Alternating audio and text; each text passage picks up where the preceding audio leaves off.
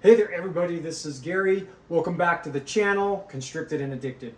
Today what I want to do is do a couple of things. Number one, I want to give an update on the Bioactive enclosures. I was skeptical about putting the retics and putting the boas in a Bioactive enclosure. I was really under the impression that these guys would just absolutely tear them up. It'd just be more of a hassle than a benefit. I'd like to tell you that after a week of having these enclosures set up the way they are amazing. All of the snakes have really kept them in good condition.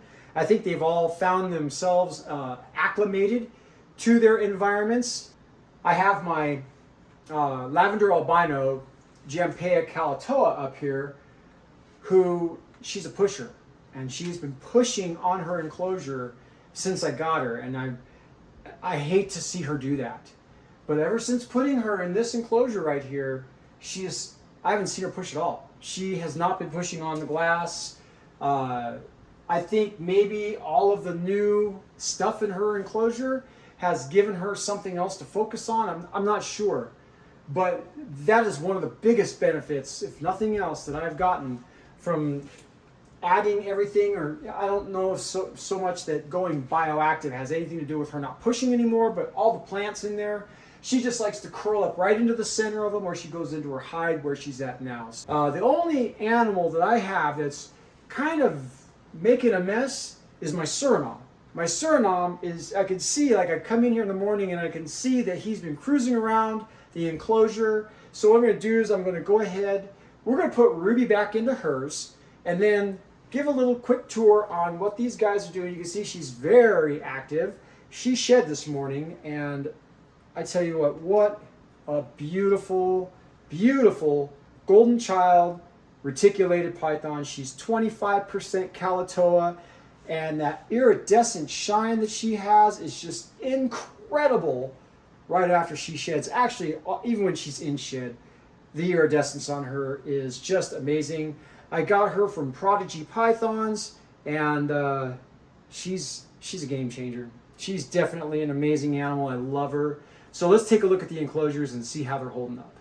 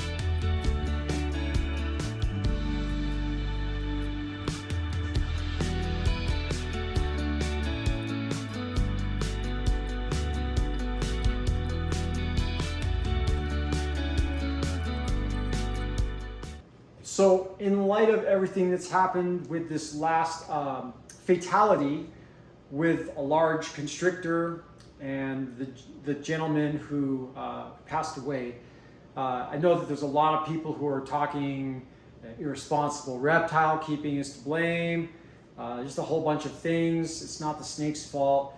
There's a lot of things to me, and personally, when I take a look back and I read some of the articles that were written by family members about the gentleman who passed away, claiming that he actually was a very responsible keeper, and that he was taking in rescues. And when I'm reading the story, I'm thinking it kind of sounds like me. You know, I mean, I like to believe that I'm a responsible reptile keeper. I like to believe that I give my animals a good home, that I'm doing the right thing for the right reason. And sometimes in the way, in the manner in which this person's passing was described, I can't help but think I've done the same thing myself.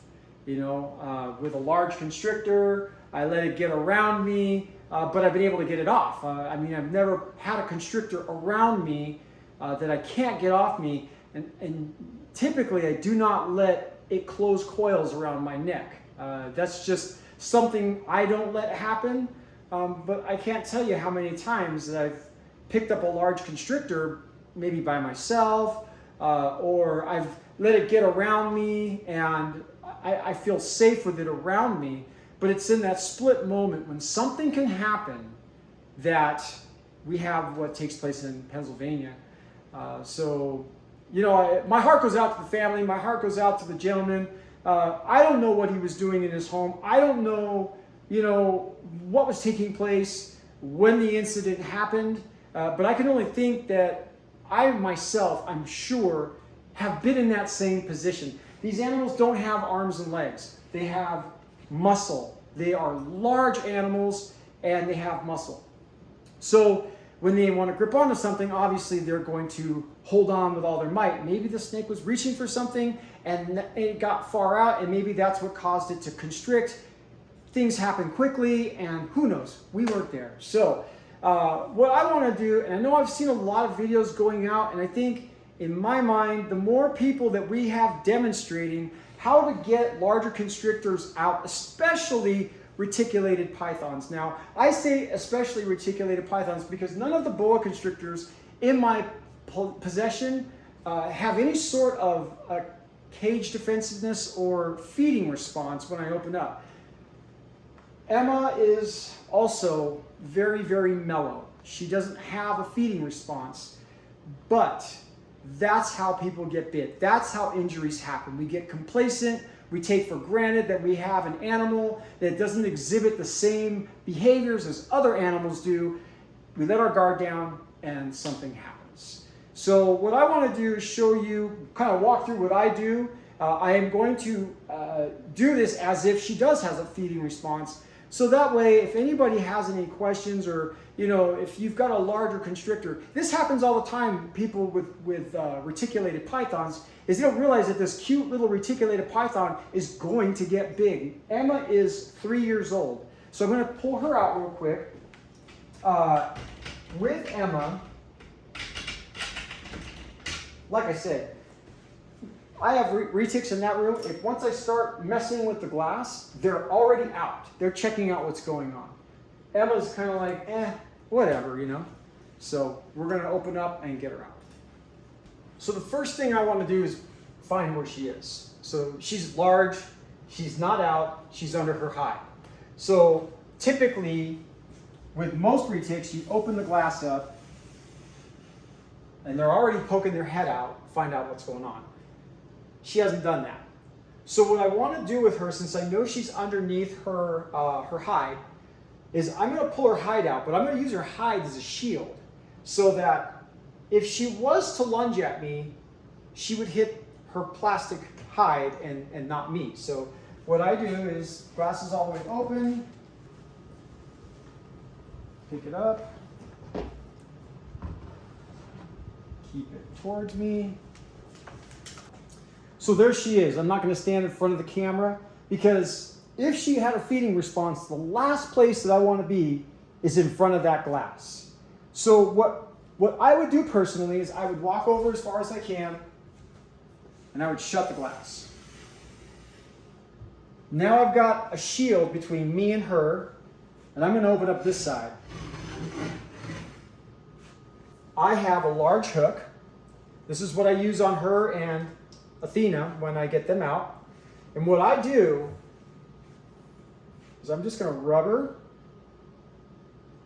and let her know I'm here. People call it tap training. I don't tap my animals. I think simply by doing this right here is good enough. There's no, tapping of the animal. It's basically rubbing her and just letting her know that I'm here. She has not moved an inch. So what I'm going to do at this point is I'm going to go underneath her. I'm going to move her a little bit. Now see, now that she's moved her head, I'm going to go ahead and open up this side. I'm going to go ahead and get her just like this. Support her as she pulls all the cocoa blocks out and pull her out. Now this technique can be used with large snakes, small snakes, it doesn't matter.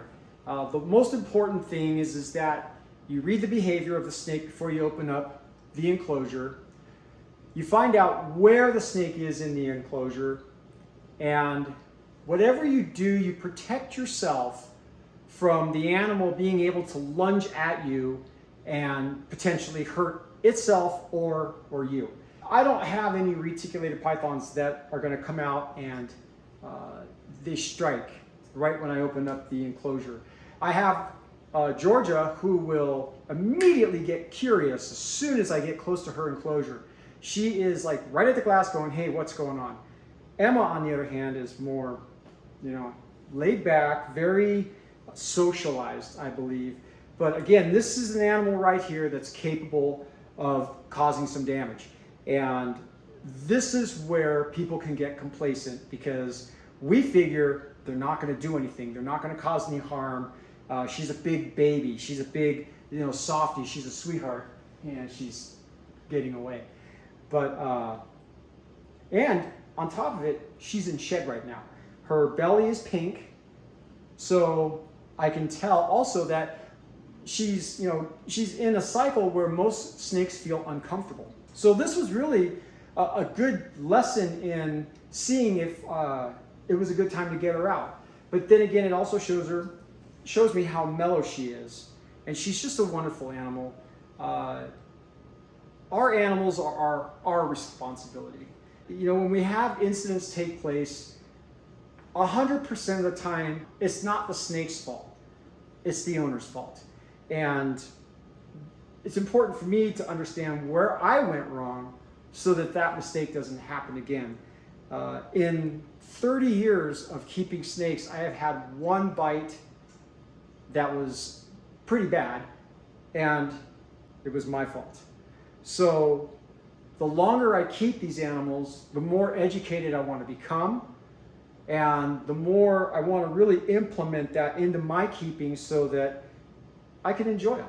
I can love these animals the way that they're supposed to be loved, and give them the care and the respect that they deserve. So I hope everybody got something out of this. I want to be a little more consistent on videos, so I felt that this was a good topic. Yes, it is. You're such a little sweetheart, huh? You're such a little sweetheart. I love this girl. She's so curious. Look at her. All right, guys. We'll catch you on the next one. Thanks a lot.